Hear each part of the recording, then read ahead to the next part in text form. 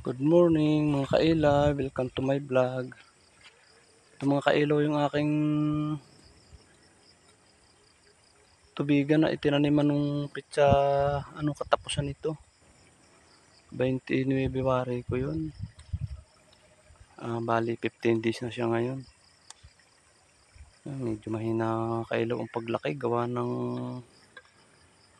masyadong maulan, hindi maano ang panahon. Nagsabog ako ng abono nung minsan. Nung isang araw biglang umulan, ngayon tsaka kahapon. Kahapon pala tsaka nung isang araw umulan na sa bayan. Pare pinaan ng kailawang bono nito. Yun, nahuli rin isa nasa gitnang yun.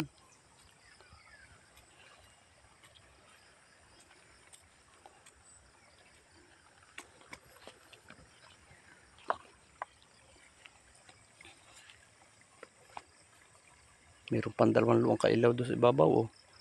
Hindi ko pa natataniman, wala nang pananim. Sayang nga kung hindi matataniman. Pipilitin kong maghahanap ako ng pananim na dapog. Kung saan meron. Si Kiko, pinagtatabas ko sa pangpangan.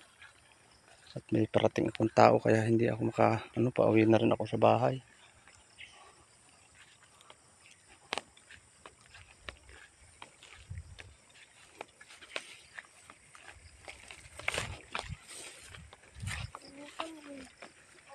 Ito kailaw yung tinaniman namin ni Kiko kahapon.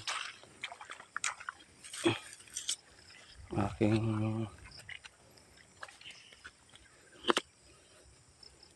dala ng kaunti para hindi masyadong magkati. Pinunda ito ay sa mga magkating maigi yung ganito.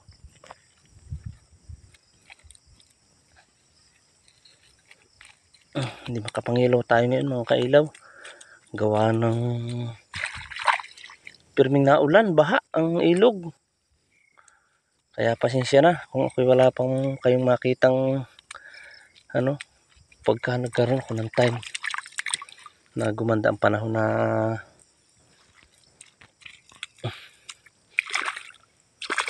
malinaw ang tubig.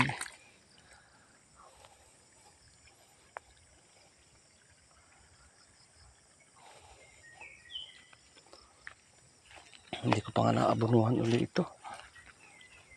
Ito yung bagong tanim lang kailaw kahapon. Oh. Hindi mataniman ng sabay-sabay. Gawa nga ng pananim. Wala. Ewan ko sa maghahanap ulit ako ng bagong pananim. Yung mga sobra. Yung nasa kabila ko mamaya ko pupuntahan. Titingnan ko ano na yun. Hindi tinama. Inispray ko ito mga kailaw ng pangdamo. Kaso parang nahugas nga nung Wala oh. Hindi na ang damo eh. Walang dapat ito yung nalalanta na eh. Ang dami pa man din oh. Ito yung kailaw ang damo oh.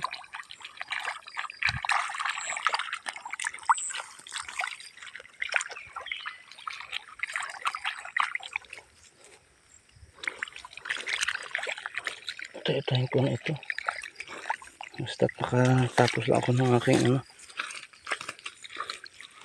Oh!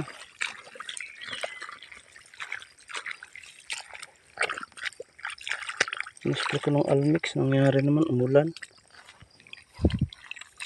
Parang hindi nagkatama ang damo. Ayun.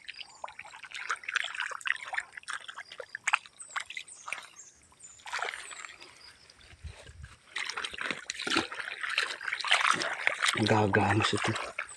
Hindi, mag-i-spray ulit ako ng bago. Sobrang daming nakailaw eh. Nakakabansot din naman sa pala yung Yung kailaw, 15 days din to. Ari naman, ay 8 araw pa lang namang naitanim na rin isang ari. Silang nasilag pa. Iba ang binhi nito mga kailaw. Ito ay pang 4 months. Ito ay pang 3 buwan lang mahigit. Mauuna ito. Maani itong isang ito. Tsaka yun mga kailaw nasa babang yun. Yung green ng bago yung malaking luang. Bali malawak-lawak din yung mauuna ko yan. Ito 4 months din ito.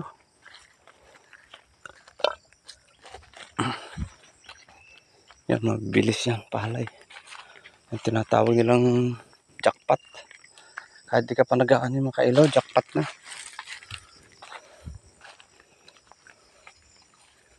Ito si Bunso. Ang anak kong sutil. Sobrang likot. Yan oh. Yan, sobrang likot niyan. Batang yan.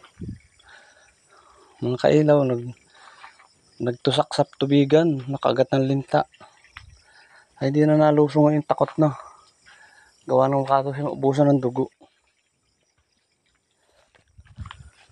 Kuuna na kami. Ikaw na magdala ng kawayan, manguha kami pako. Wala tayong mamaya, lalawak natin sa isda. Doon, sa kalapit. Kuuna na kami kuha. Papuntahin ko si Abit dyan. Ha? Papuntahin ko? Punta na po si Abit at ni ate ha. Siya pinatatawag ni Kiko. At umuo si Kiko. Pag muna ako tayo pupuntahan yung aking kinabit na ha. Panlabuyo ha. Para hindi mabulabog ha. Mamaya na lang hapon natin papandawin mga Ano si Gabit, papaparinan ko. Para ikay meron taga punos ng pawis. O ano? Magdesisyon ka at pakakaong ko. Ayaw mo? Ikaw? Ayaw mo? O pangako sa ate mo?